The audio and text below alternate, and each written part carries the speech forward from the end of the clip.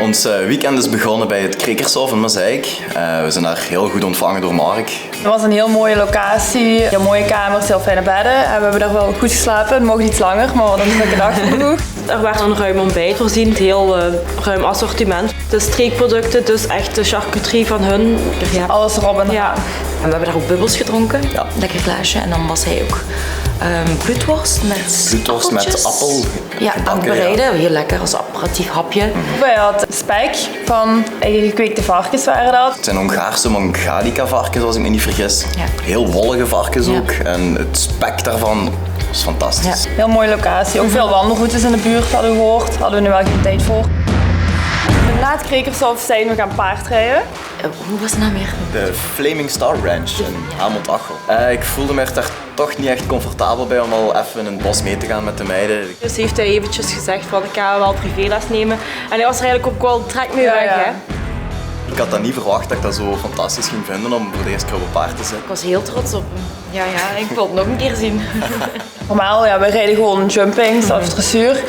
En ja, bij ons moet altijd alles heel in de plooi zitten en heel stijf. En daar was het gewoon Galopperen, teugels los, gewoon zitten op het paard en genieten van de omgeving. Op een gegeven moment kwamen we een beekje tegen langs onze wandelroute. En Jos, onze begeleider, zei eigenlijk van kom, we gaan door dat beekje wat stappen. We waren echt wel diep in het water met de paarden, onze laarzen waren nat. Wij zelf kregen wel water in ons gezicht, dat was echt wel leuk. Het was heel avontuurlijk en het was ook wel echt uniek.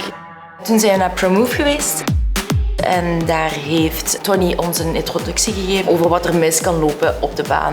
En hij vroeg toen ook van, ja, heeft iemand eigenlijk al een auto-accident gehad? En ik gaf aan van ja. En ik heb die schrik nog altijd wel op mij zitten. Ja.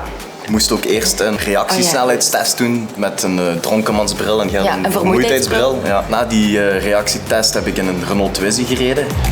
Ja, dan zijn we effectief met de auto op een parcours geweest. Door ProMove heb ik mijn schrik wel een stukje kunnen ervaren en ook onder ogen durven zien. En ik heb nu ook geleerd wat ik kan doen in dergelijke situaties.